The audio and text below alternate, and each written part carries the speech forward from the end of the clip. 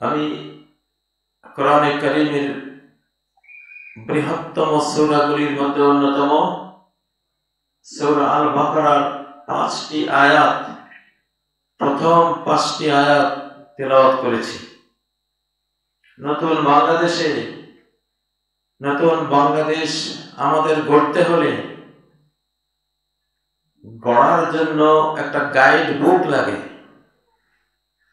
কিসের আলোকে গড়ব, কেমন করে গড়ব, সেই গাইড বুক হলো আমাদের কোরআন। আমরা 1947 যখন এই মুসলিম মানচিত্র পেয়েছিলাম আল্লাহর পক্ষ থেকে, আমাদের ওয়াদা ছিল এই মানচিত্রটিকে আমরা কোরআন দিয়ে গড়ব। কিন্তু আমাদের পূর্বপুরুষরা মিথ্যা বলেছে, সত্য বলেনি। তো মিথ্যা বলা এটা মুনাফিকি, আল্লাহর সাথে মুনাফিকি। فَأَعْقَبَهُمْ نِفَاقًا فِي قُلُوبِهِمْ إِلَى يَوْمِ يَلْقَوْنَهُ بِمَا أَخْلَفُوا। আল্লাহ তাআলা তাদের অন্তরে কিয়ামত পর্যন্ত মুনাফিকি দিয়ে দিয়েছেন, কপটতা দিয়ে দিয়েছেন। উপরে তারা মুসলিম, ভিতরে বেঈমান। এই ভেজাল, কুফরের ভেজাল তাদের অন্তরে দিয়ে দিয়েছেন। কারণটা কি? বিমা আখলাফু, তারা ওয়াদা খেলাপি করেছে আল্লাহর সাথে। আমাদের পাকিস্তান আমলের সকল অশান্তি এবং সর্বশেষ 71-এর হাঙ্গামা যুদ্ধ, রক্তপাত, ভয়াবহ রক্তপাত, ওই মিথ্যা কথা এবং সৃষ্টিকর্তার সাথে প্রতিশ্রুতি ভঙ্গ করার খেসারত হিসেবে আমরা দিয়েছিলাম। সেই খেসারত বাংলাদেশ আমলেও আমাদের গুনতে হয়েছে, কারণ ওই মিথ্যা থেকে আমরাও রেহাই পাইনি, নিজেদেরকে উদ্ধার করতে পারিনি। সেই মিথ্যা আজও চলমান, সেই মিথ্যা আজও চলমান। এবারে কারো কোন কথা আমরা নেব না ইনশাআল্লাহ।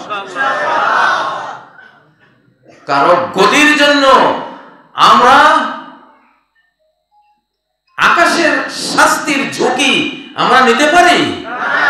কশিন কালেও না।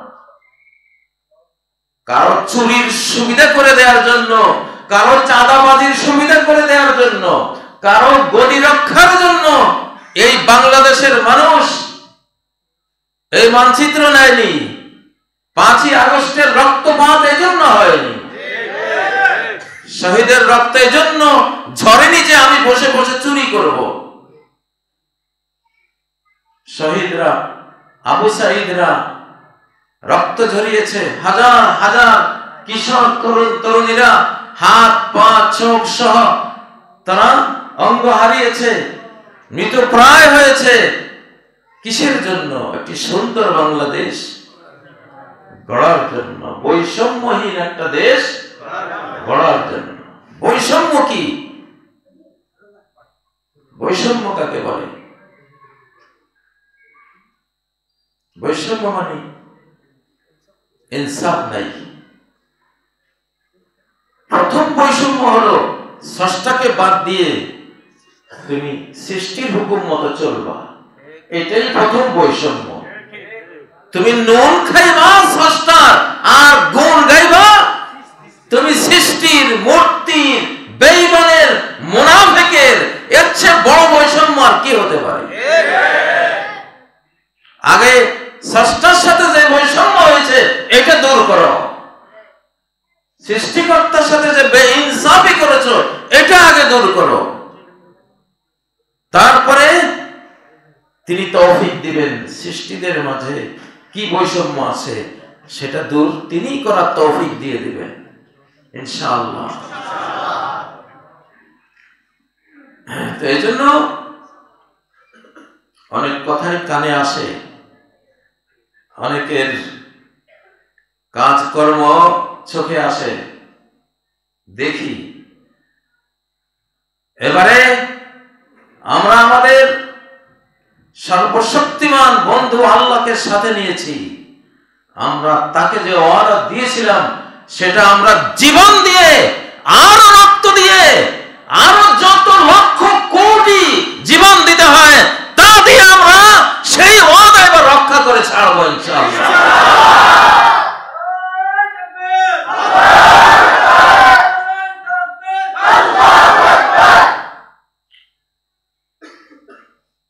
আমাদের এই বাংলাদেশ, শাহজালালদের বাংলাদেশ, শাহপরানদের বাংলাদেশ, এখানে শতকরা 92টি মানুষ বুকে কালেমায়ে তাইয়্যিবা লা ইলাহা ইল্লাল্লাহ মুহাম্মাদুর রাসূলুল্লাহ ধারণ করে। ঠিক নয় কি? এখানে শীতকালের মাহফিলগুলিতে লক্ষ লক্ষ জনতার ঢল নামে, 12-15 লক্ষ লোক, আরো বেশি লোক কেন এই কোরআনের সমাবেশে যায়? এটা সমর্থন যে কোরআন দিয়ে দেশ চালাও। এটা একটা মাহফিল নয়, এটা একটা নির্বাচন। মানুষ ভোট দিয়ে দিচ্ছে যে আমরা কোরআন চাই, আমরা ভালো একটা বিধান চাই। আর সৃষ্টিকর্তার বিধানের চেয়ে ভালো বিধান আছে টাকা।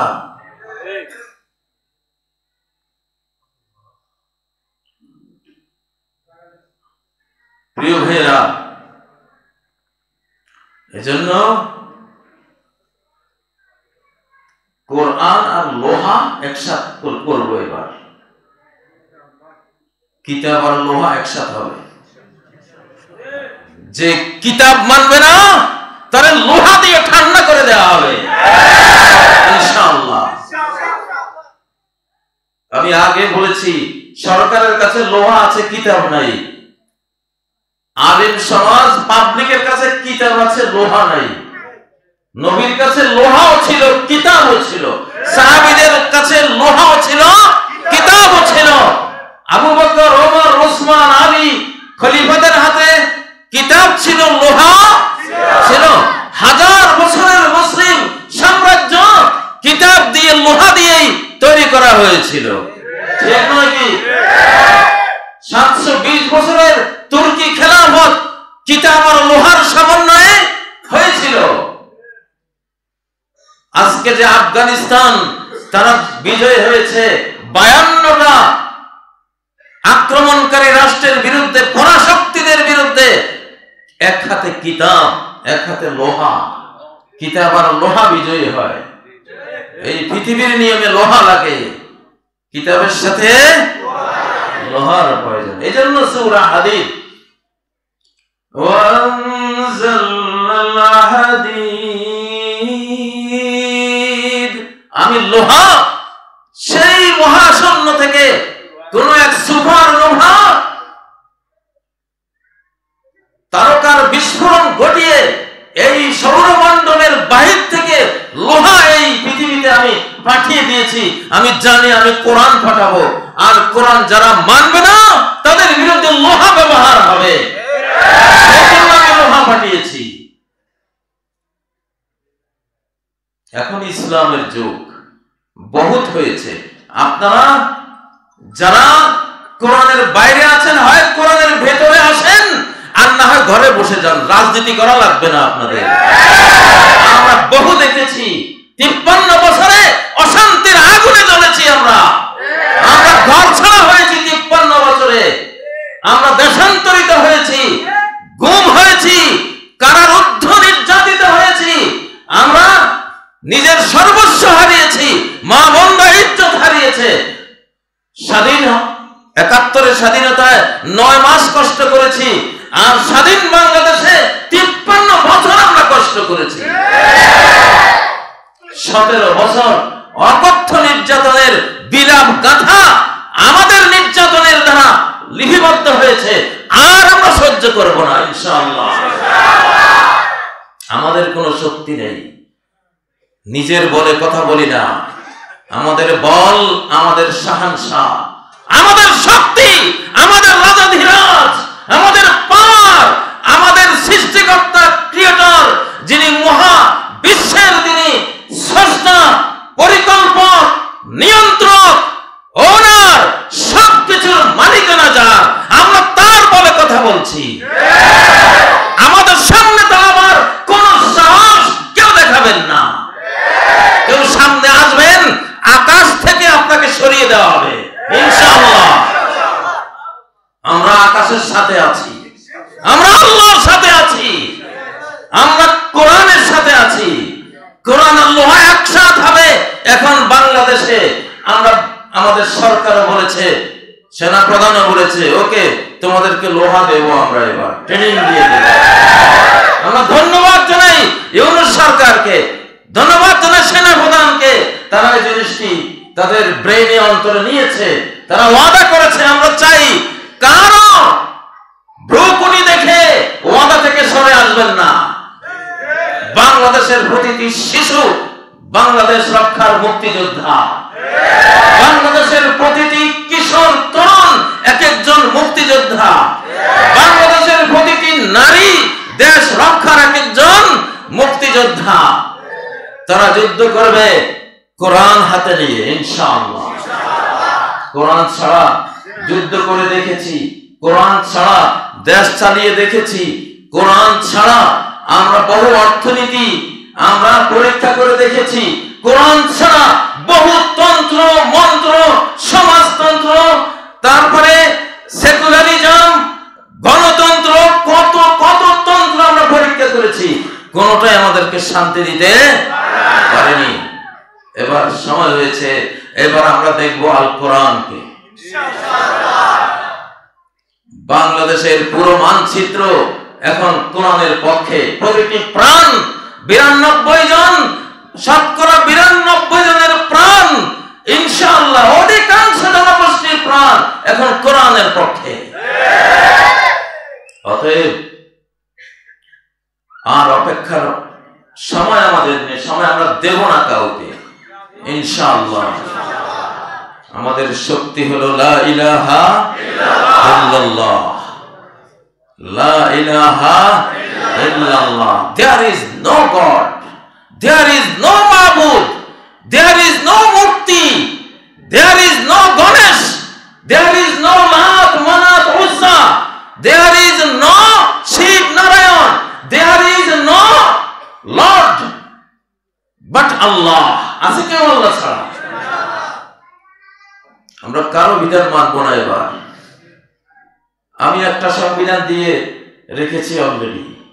নতুন বাংলাদেশ সরোয়ার্দী উদ্যানে ছাত্র শিবিরের সদস্য সম্মেলনে ছাত্র শিবির তারা এই 5ই আগস্টের মুক্তিযোদ্ধা, জামাতে ইসলামী এই 5ই আগস্টের মুক্তিযোদ্ধা, যারা বিএনপি তারাও মুক্তিযোদ্ধা, যারা অন্যান্য ইসলামিক দল হেফাজত তারাও মুক্তিযোদ্ধা। এদের কাউকে খাটো করে কোনো কথা বলার সুযোগ নাই। এবার আমরা দেব না বললাম। এইসব কটূক্তি এবং অন্যায় মিথ্যাচার যারা করবে এই বাংলাদেশে তারা রিজেক্ট হয়ে যাবে, তারা পরিত্যক্ত হয়ে যাবে, তারা ব্যাকডেটেড হয়ে যাবে। এই জাতি তাদের গ্রহণ করবে না ইনশাআল্লাহ। সম্মানিত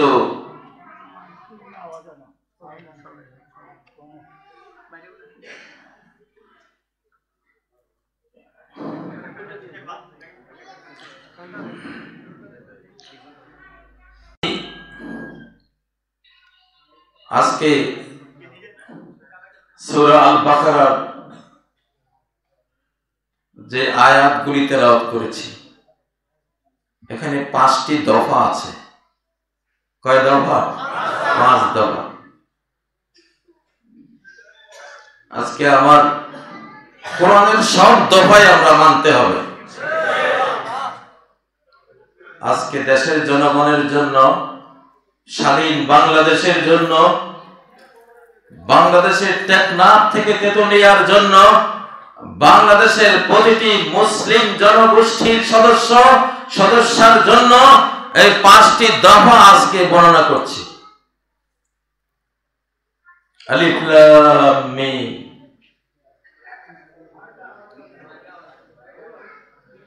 কোরআন যে না বুঝলেও কাজ হয়, কোরআন না বুঝলেও কি হয়? কাজ হয়। সেটার দলিল হলো আলিফ লাম মিম। কেউই বোঝে না আলিফ লাম মিম। কেউ বুঝে? আল্লাহ বুঝেন, তিনি তার নবীকে বুঝিয়েছেন, আমরা এটা বুঝি না। তার মানে কোরআন এমন এক পাওয়ারফুল, এমন এক স্পিরিচুয়াল কিতাব, তুমি পড়ে যাও, তোমার প্রাণ বুঝে নেবে এখানে কি হতে পারে। মনের ভিতরে সে আবেগ তৈরি হয়ে যাবে। তুমি ঈমান দিয়ে রিসিভ করো কোরআনকে। আমাদের বুড়ো বুড়িরা কোরআন পড়তো, কিছুই বুঝতো না, কিন্তু আমরা যারা বুঝি তাদের চেয়ে বেশি কাঁদতো। তারা কোরআন হাতে নিয়ে 2 চোখের পানি ফেলে বুক ভাসিয়ে দিত। আমেরিকার এক মেয়ে বলছে যে আমি কোরআন শুনলে চোখের পানি আসে। পৃথিবীর কোন বই শুনে তো আমার চোখের পানি আসে না। আমি যে ইংরেজি ভাষা আমার মাতৃভাষা, সেই ভাষার কোন বই যা আমি সম্পূর্ণ বুঝি, সেটাও তো আমার চোখের পানি ঝরাতে পারে না। এই কোরআন যেটা আমার কাছে দুর্বোধ্য, সে কিভাবে আমার চোখের পানি ঝরায়? আমার প্রাণটা কি বুঝে এই কোরআন থেকে? কি মেসেজ অব্যক্ত বুঝহীন ভাবে আমার হৃদয়ে আসে আমি জানি না, আমার কান্না আসে। অতএব কোরআন সত্য, আমি ঈমান আনলাম কোরআনের উপরে।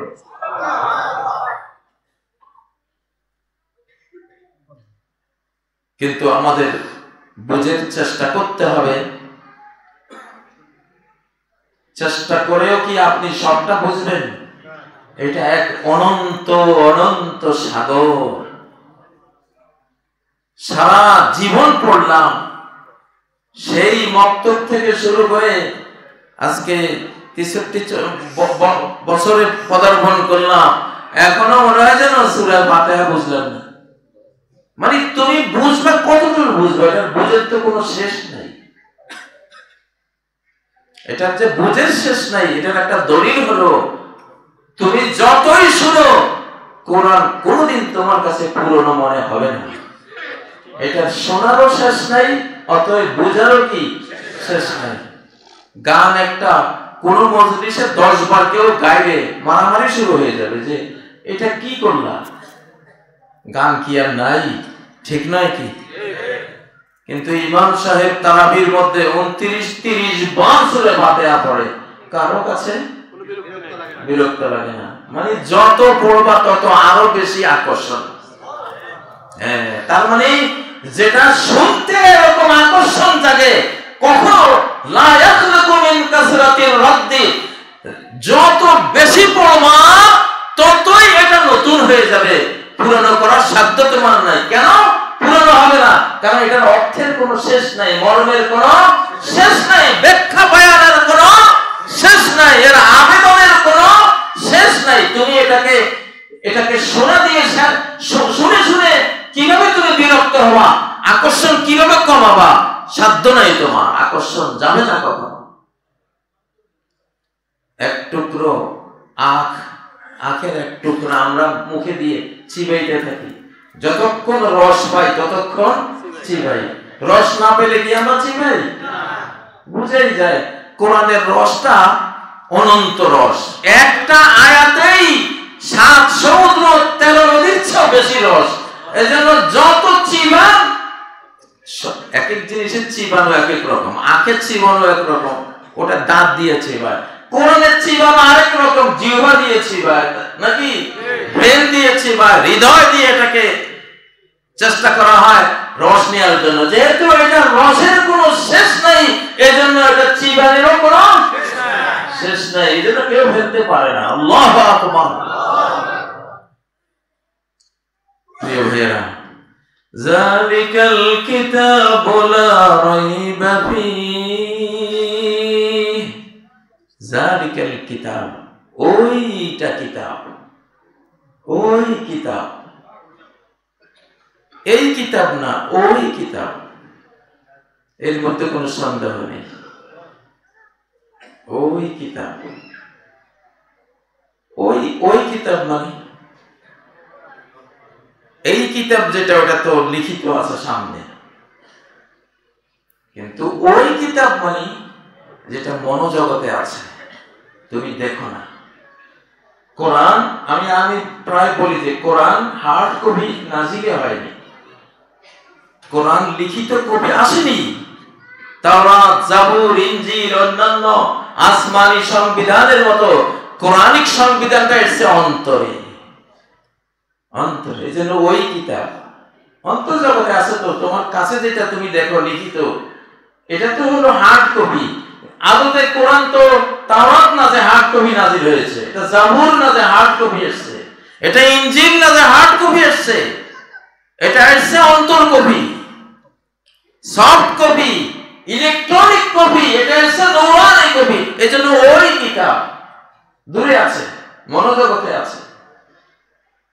যালিকাল কিতাব, যিনি কোরআনের হাফেজ, তিনি আসল কোরআন, তিনি প্রকৃত কোরআন, কোরআনের এক কপি। এক একটা হাফেজ এক একটা কোরআনের কপি। এটা এই উম্মতের মর্যাদা আল্লাহ দিয়েছে। এই জন্য তাওরাত, জাবুর, ইনজিল কেউ হাফেজ হয় না, ওই মর্যাদা আল্লাহ কাউকে দেননি। তাওরাত, জাবুর, ইনজিলের ক্ষেত্রে মর্যাদা হলো যেই পাথরের ফলকে লেখা, ওটার মর্যাদা, এটা অনেক সম্মানিত। কিন্তু এই কোরআন লেখা এইখানে, এটা হলো তার ফলক। বাল হুয়া আয়াতুম বাইয়িনাতুন ফি সুদুরিল্লাযিনা উতুল ইলম, এটা হলো খোলা ক্লিয়ার ভার্সেস, সুস্পষ্ট আয়াত, সুদুরিল্লাযিনা উতুল ইলম, ওলামাদের সিনার মধ্যে। আল্লাহু আকবার। কোরআন থাকে কোথায়? গিলাফে। যেটা প্রকৃত কোরআন গিলাফেরটা না, প্রকৃত কোরআন সিনারটা, কলমটা, কলম থেকে ওটা লেখা হয়েছে, নবীজির কলম থেকে ওটা লেখা হয়েছে।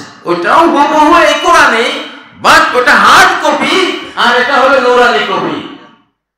ওটা হলো হার্ড কপি, এটা হলো নূরানী কপি, সফট কপি। পাওয়ার কোনটার বেশি? নূরানী, কারণ এটা থেকে ওটা লেখা হয়েছে, ওইটা থেকে এটা আসে নাই। নবীজির সিনায় আসছে জিব্রাইল থেকে, জিব্রাইলের কাছে আসছে আল্লাহ থেকে, আল্লাহ, তারপরে জিব্রাইল, তারপরে মুহাম্মদ সাল্লাল্লাহু আলাইহি ওয়াসাল্লাম, তারপরে সাহাবায়ে কেরাম, তারপরে তাবেঈন, তারপরে তাবে তাবেঈন, এরপরে যুগ যুগান্তর হতে হতে হাফেজদের সিনা বসিনা, হার্ট টু হার্ট, হৃদয় থেকে হৃদয় হতে হতে আমাদের পর্যন্ত এসেছে। আল্লাহু আকবার। এই জন্য যালিকাল কিতাব, ওই কিতাব, ওইটা আসল, অন্তরে ধারণ করো। কিতাব রয়েছে হার্ড কপি, তোমার কি উপকার হবে তাতে? আমল করতে হলে তো এইখানে নিতে হবে। এই জন্য প্রত্যেক হাফেজ এক একটি কোরআন। এই জন্য হাফেজদেরকে সম্মান দিতে হয়। যার অন্তরে যতটুকু কোরআন আছে তিনি ততটুকু কোরআন। এটা স্পষ্ট করে আল্লাহ বলেছেন সূরা তালাকের 10-11 নম্বর আয়াত, قد أنزل الله إليكم ذكرا, আল্লাহ তোমাদের কাছে একটি জিকির, একটি কোরআন নাযিল করেছেন। সেই কোরআনটি কি? সে জিকির কি? কোরআনের সেই কবিটি কি? 11 নম্বর আয়াত, রাসূলা। আল্লাহু আকবার। জিকরার বর্ণনা, জিকরা, জিকির কি? রাসূল, রাসূল নিজে জিকির, রাসূল নিজে কোরআন, জীবন্ত কোরআন, চলমান কোরআন। আল্লাহু আকবার।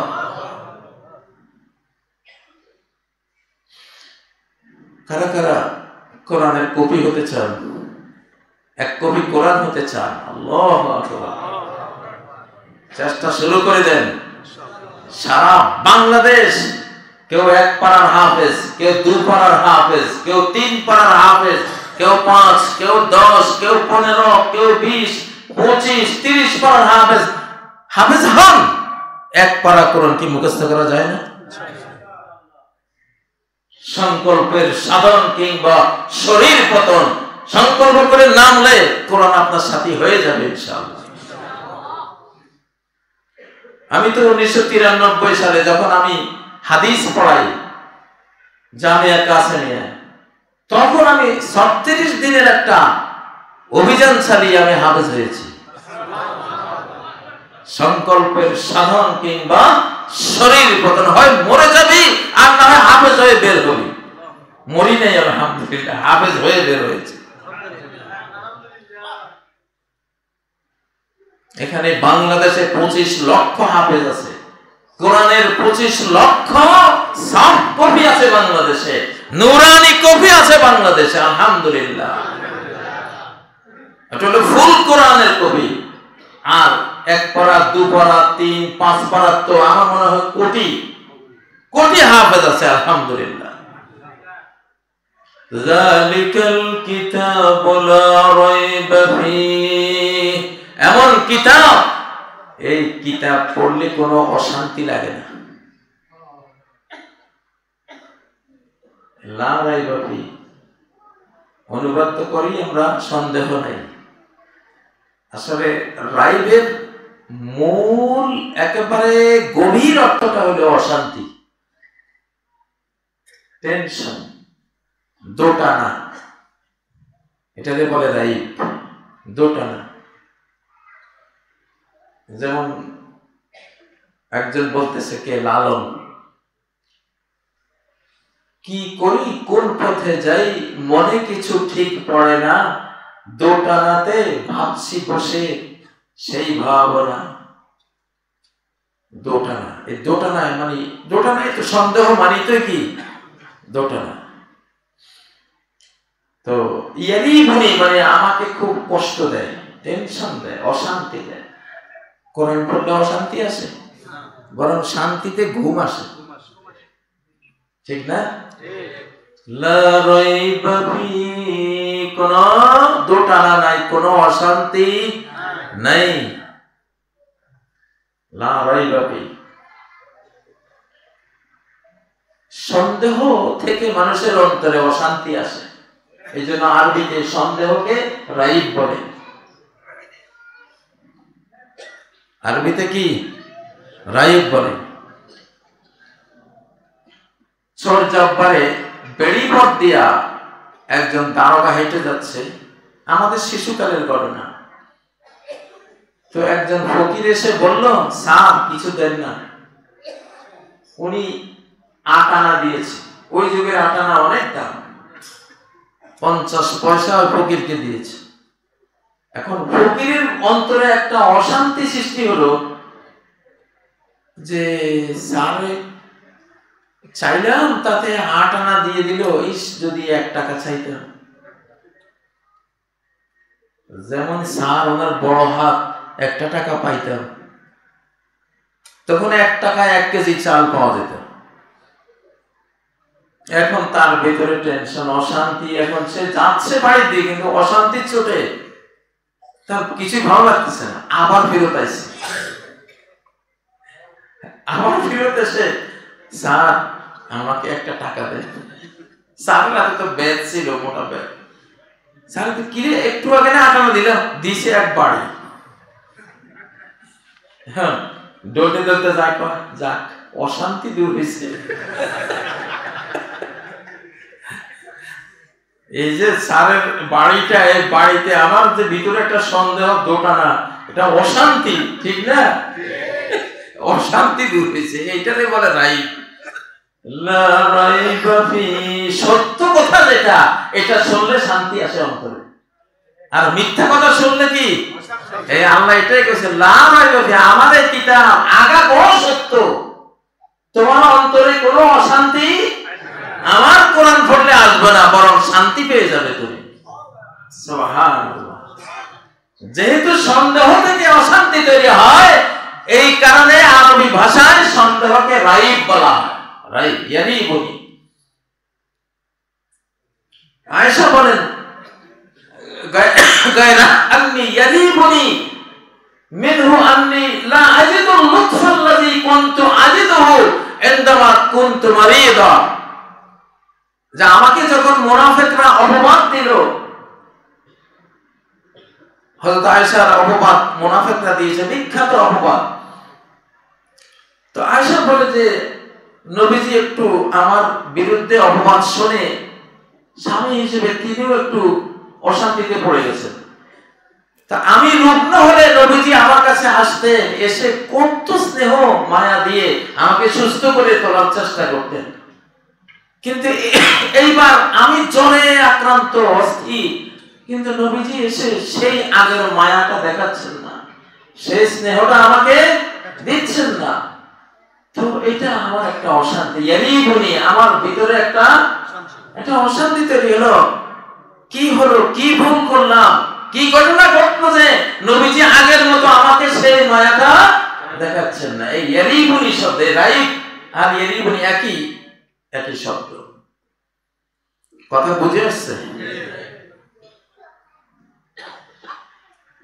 কালকে বাড়ির সামনে বসে আছি, একজন অনেক দূর থেকে মুরব্বী একজন আসছে। কোন হুজুর দুইটা কথা আপনার মুখ দিয়ে শুনতে আসছে। অন্যরা কয় ঠিকই, আমার অশান্তি লাগে। আমি জানি আপনার মুখ থেকে শুনলে আমার শান্তি আসবে, কারণ আপনি দলিল ছাড়া কর না। কালকের ঘটনা। তো বললাম কি? কয় যে ইসলামী ব্যাংকে ডিপিএস রাখলে এটা হালাল কিনা।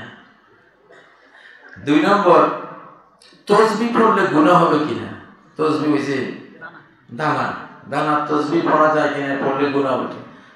আপনার মুখে একটু শুনতেছে না, এটা তো সাহাবীরা দানা দিয়া, হযরত আবু হুরায়রা সহ উম্মে সালমা রাদিয়াল্লাহু আনহা সহ সাহাবীদের মধ্যে আমলটা ছিল। অনেক তাসবিহ যারা পড়ে হাজার হাজার, তাদের তো একটা বড় ইয়ে লাগে।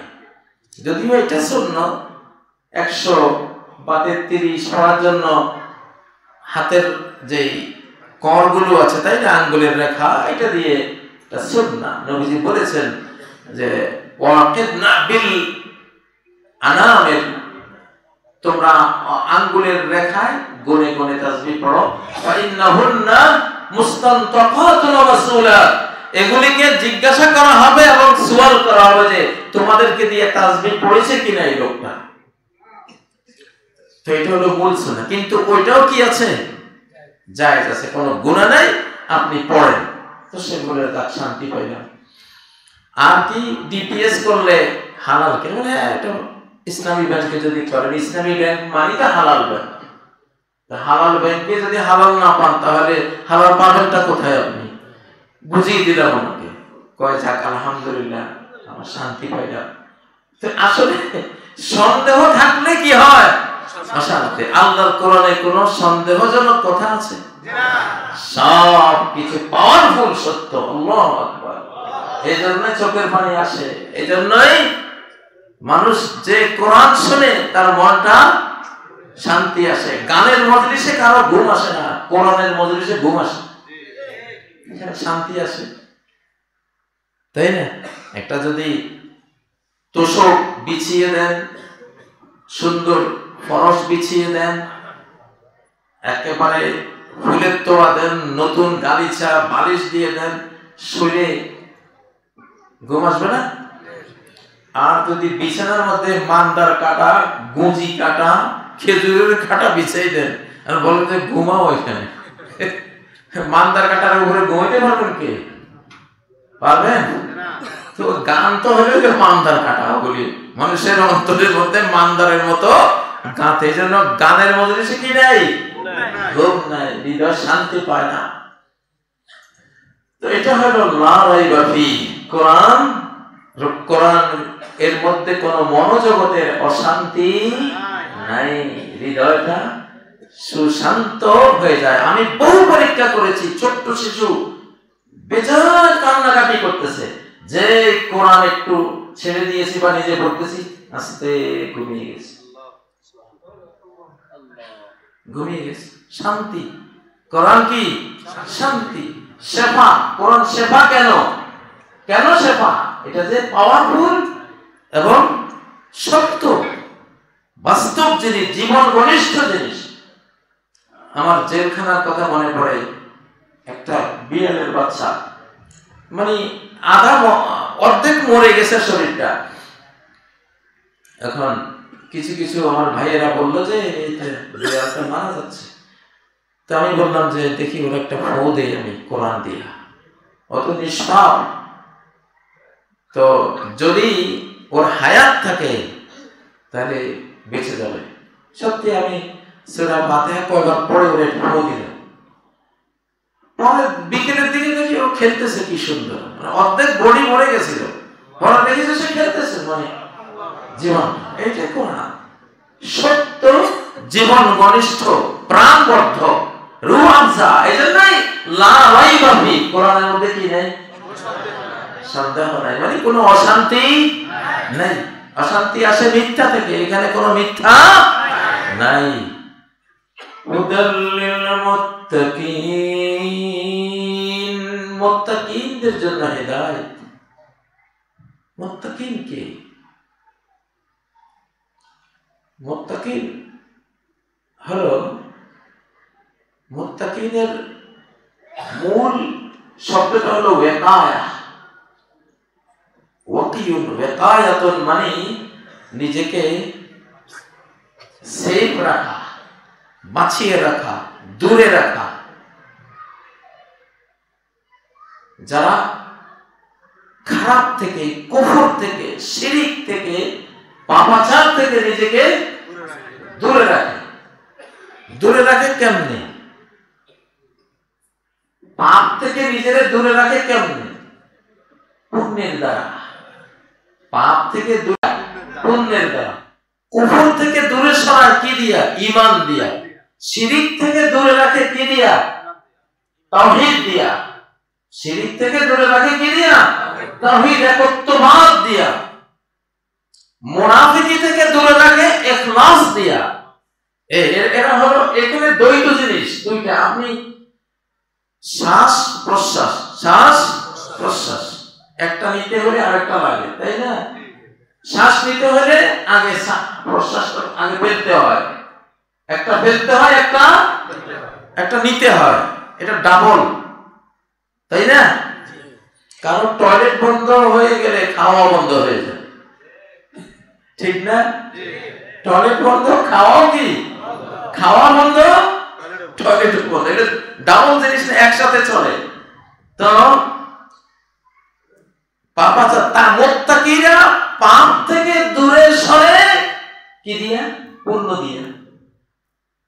পুণ্য দিয়া। দুনিয়া থেকে দূরে সরে আখিরাত দিয়া। গায়রুল্লাহ থেকে নিজেরে বাঁচায় আল্লাহকে দিয়া, ঠিক না? ডাবল জিনিস। মুত্তাকি, হুদাল্লিল মুত্তাকিন। আসলে তাকওয়ার একেবারে এই যুগ, আমাদের এই যুগটা হলো পারমাণবিক যুগ। একেবারে কণার ভিতরে কি কণা আছে সেটা বের করে আনতেছে, তাই না? একটা ধুলার ভিতরে ইলেকট্রন, প্রোটন, নিউট্রন আছে। ওগুলির ভিতরে কোয়ার্ক আছে, অ্যান্টি কোয়ার্ক আছে। ওগুলোর ভিতরে হইতে হইতে হইতে গড পার্টিকেলস, আরো সর্বত সবচেয়ে ক্ষুদ্র ক্ষুদ্র কণা আছে। এই যুগের মানুষ বিজ্ঞান দিয়ে সেই পর্যন্ত পৌঁছে গেছে। ধর্মের ক্ষেত্রে ওই পর্যন্ত যেতে হবে না? সে পর্যন্ত যেতে হবে, সেই সূক্ষ্ম পর্যায়ে যেতে হবে।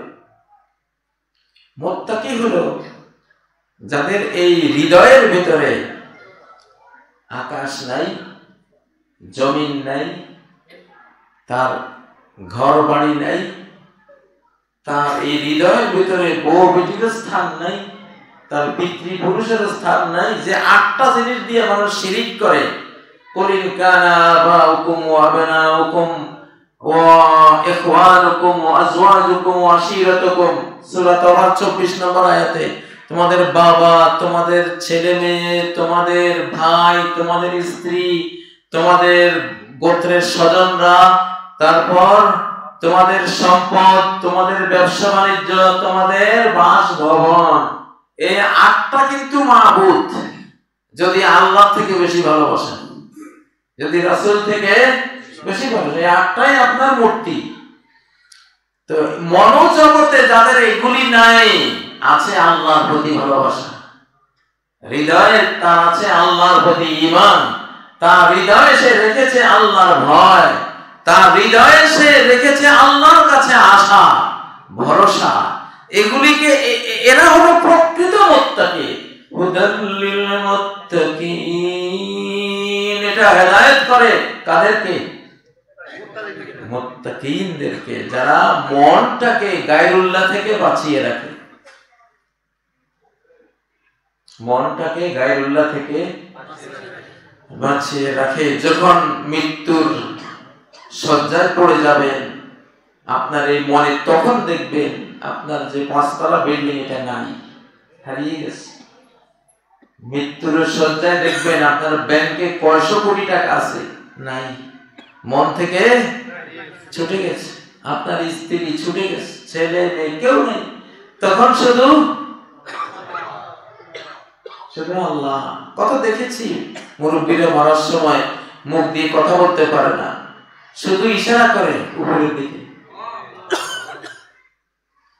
তাহলে মানুষ মৃত্যুর আগে বুঝে যে এই মনোজগতে আসলে আল্লাহ ছাড়া কারো স্থান নাই, দিয়েও কোনো লাভ নাই, যাকেই রাখবো সেটা একদিন চলে যাবে। এরাই হলো প্রকৃত মুত্তাকি।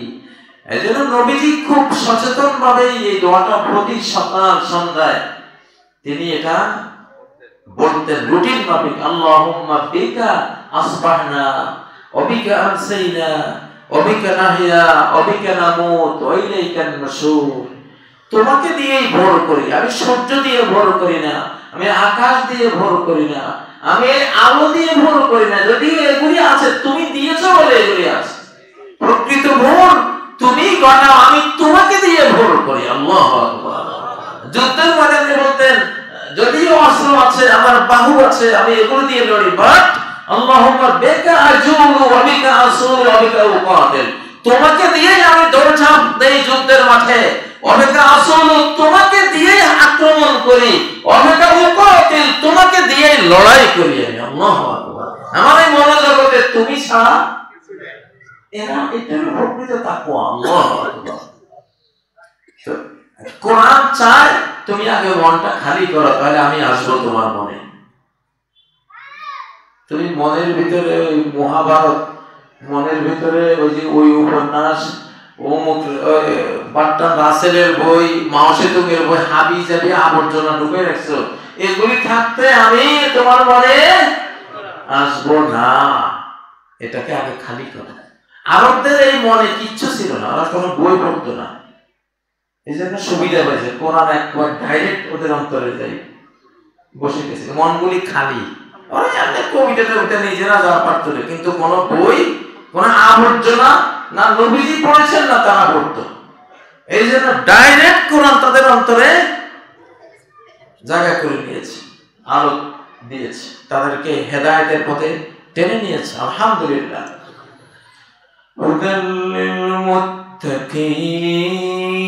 আমি যদি এখানে একটা নতুন রং দিতে চাই, এই রংটা না তুললে, তাই না, আগের একটা রং সেটা পাল্টাতে চাইলে রঙের মিস্ত্রিরা কি করে, আগেরটা ওই যে কি কাগজ না এগুলি, সিরিজ কাগজ দিয়ে এটাকে মুছে মুছে তারপরে নতুন রংটা বসায়। ঠিক হুদাল্লিল মুত্তাকিন, তুমি যারা হৃদয়টাকে আবর্জনা মুক্ত করে নেবে কোরআনের জন্য, তাদেরকে কোরআন হেদায়েত করবে, রাস্তা দেখাবে, আলো দেবে, দিতে পারবে। গ্লাস, হৃদয়টা একটা গ্লাস, একটা আয়না, একটা মিরর। আয়নার উপরে আলকাতরা দিয়ে যদি আপনি ওখানে লাইট মারেন, আয়নার উপরে আলকাতরা লেপে যদি লাইট মারেন, সূর্যের কাছে ধরেন, রাগ হয়ে দিলেন, আয়নাটার একটা আশা, সূর্য দেখা যায় না। আরে ভাই তুমি আলকাতরা সরাও না আগে, ঠিক না? হুদাল্লিল মুত্তাকিন, এটা ব্যাপারটা এটাই। আমাদের অন্তরে আলকাতরা রয়েছে, আলকাতরা সরাইতে হবে। কুফরি শিরকির আলকাতরা বুঝেন না। কেউ আমার হুজুরের বইয়ের এত মায়া, কোরআনের চেয়ে বেশি মায়া। মসজিদে রাখে বড় বড় বই আছে না, কাম নিলাম না, কি আদর কি মায়া। আরে বাবারে, তো ওই মায়া যতক্ষণ না যাবে কোরআন তোমার অন্তরে আসতো না। কোরআন অত সস্তা কিতাব না যে তোমার আবর্জনা সহজে ওখানে ঢুকবে না। আগে আবর্জনা সরা। যাই হোক, সময় আসলে 5 দফার কথা বলছিলাম। দফাগুলি না বুঝাইলে মানুষ যখন বুঝতে পারে কোনো জিনিস তখন চেঞ্জ হয়, না বুঝলে তো চেঞ্জ হয় না। তো হুদাল লিল মুত্তাকিন, এখন 5টা দফা আমার মনে হয়, আমি এখন ভূমিকাতে আছি, পটভূমিতে আছি। তো 5 দফা খুব সংক্ষেপে বলে দিচ্ছি। আল্লাযীনা ইউমিনুনা বিল গায়ব, এক দফা। যারা এটা মনে করে যে এই চলমান পৃথিবী দৃশ্যমান কেউই চালায় না, এই চলমান পৃথিবীটা, এই রাত দিনের আগমন প্রস্থান, চন্দ্র সূর্যের আসা যাওয়া, এই ঋতুর পরিবর্তন, বাতাস কখনো দক্ষিণ কখনো উত্তর কখনো পূব পশ্চিম, এই সব কিছু, এই বৃষ্টি, এই শস্য শ্যামল পৃথিবী তৈরি হওয়া আবার মরুভূমি হয়ে যাওয়া, সব কিছু অদৃশ্য গায়েবী জগৎ থেকে এক মালিক চালায়, আর কেউ না। এইটা যে বিশ্বাস করে, এটা একদম না। মুসলমান অদৃশ্য শক্তি আল্লাহর শক্তির উপরে তার ঈমান আনতে হবে, তাহলে আপনি মুমিন, তাহলে আপনি এমন এক পাওয়ার মালিক, পৃথিবীর কোন শক্তি আপনার সাথে পারবে না। এইটাই ঈমান। ওয়া আনতুমুল আ'লাউনা ইন কুনতুম মুমিনিন, যদি এই ঈমান থাকে তুমি সবার ঊর্ধ্বে। আল্লাহু আকবার। ইউমিনুনা বিল গায়ব, তারপর দ্বিতীয় দফা ওয়া ইউকিমুনাস সালাহ, তারা সালাত কায়েম করে, স্রষ্টার সাথে সম্পর্ক তৈরি করে সালাতের মাধ্যমে। ওয়া ইউকিমুনাস সালাহ, সালাত এমন একটা জিনিস, যে যত সালাত পড়বে তার তত রিজিক আসবে। মুসলিমদের অর্থনীতি হলো সালাত। ওয়া ইউকিমুনাস সালাহ, মালিকের সাথে সুসম্পর্ক থাকলে সেই শ্রমিকের অভাব থাকে না। সবার বেতন একরকম, কিন্তু মালিকের বন্ধু শ্রমিক যেটা, ওটার বেতন ও খাতায় লেখা থাকে একটা, কিন্তু করে কারো গুলো কইস না। ঠিক না? কত দেখছি এরকম। আমরা তো এরকম করি। আমাদের কোন শ্রমিক থাকলে, যেটা খুব বন্ধু মুখলিস, ওর জন্য আলাদা বেতন থাকে, যেটা কেউ জানে না, আল্লাহ ছাড়া আর ও ছাড়া জানে না। তো সালাত বেসড অর্থনীতি, আমি আমার জেলখানায় এটা অলরেডি আমল করে আসছি এবং পেয়েও আসছি। জেলখানায় বসে ভাবলাম, এত বড় কর্মযজ্ঞ প্রতিষ্ঠান, মাদ্রাসা, পরিবার কি দিয়ে চলবে? তখন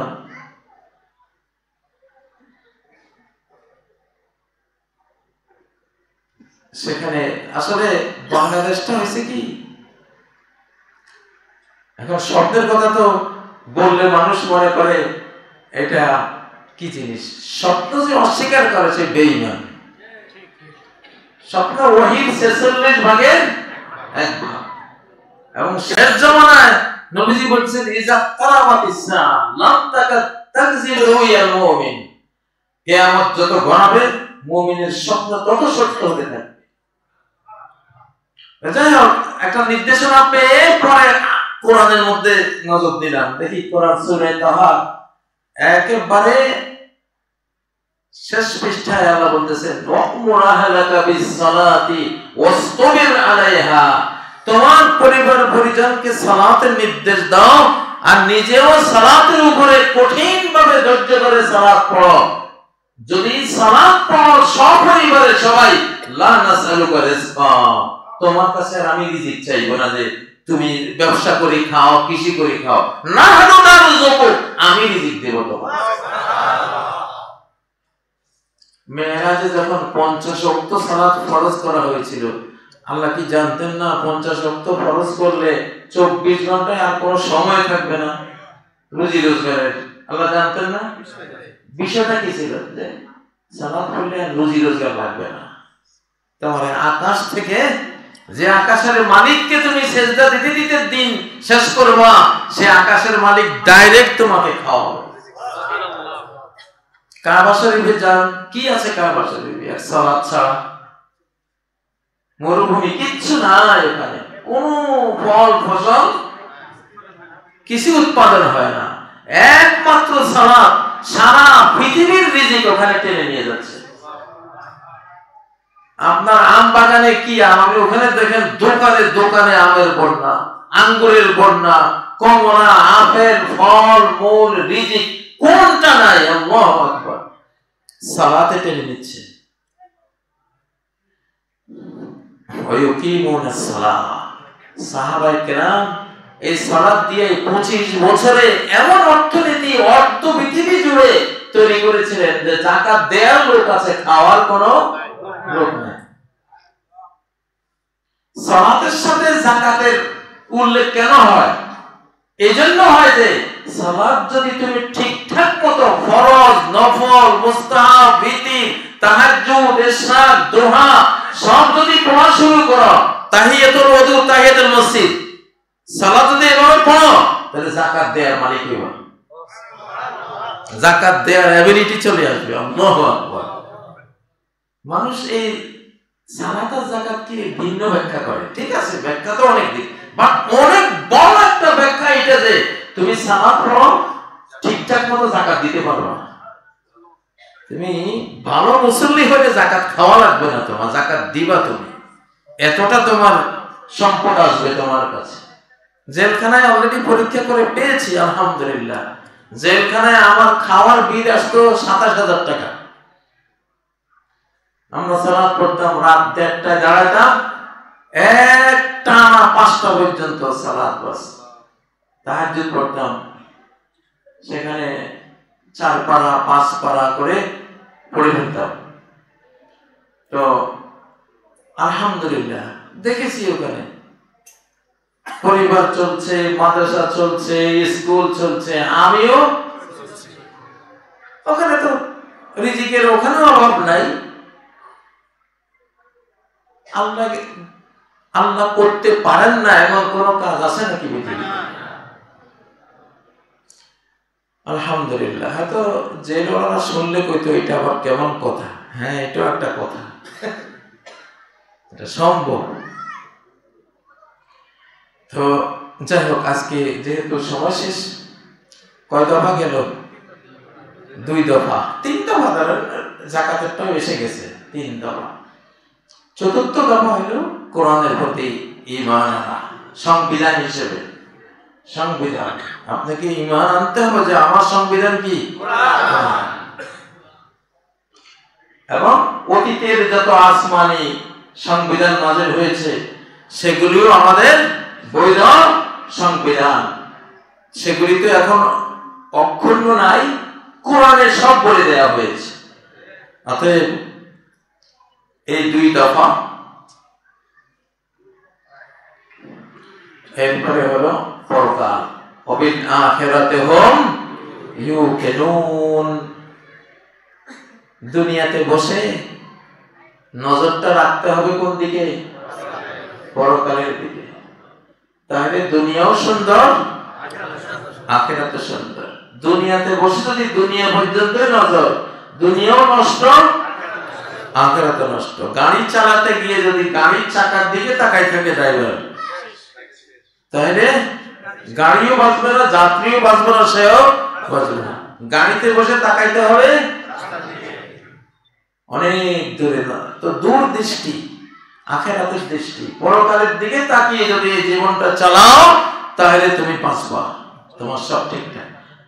তো আজকে আর বলবো না, ইনশাআল্লাহ সময় যেতে শেষ। সুবহানাকাল্লাহুম্মা ওয়া বিহামদিক, আশহাদু আল্লা ইলাহা ইল্লা আনতা আস্তাগফিরুকা ওয়া আতুবু ইলাইক। আসসালামু আলাইকুম ওয়া রাহমাতুল্লাহি ওয়া বারাকাতুহু।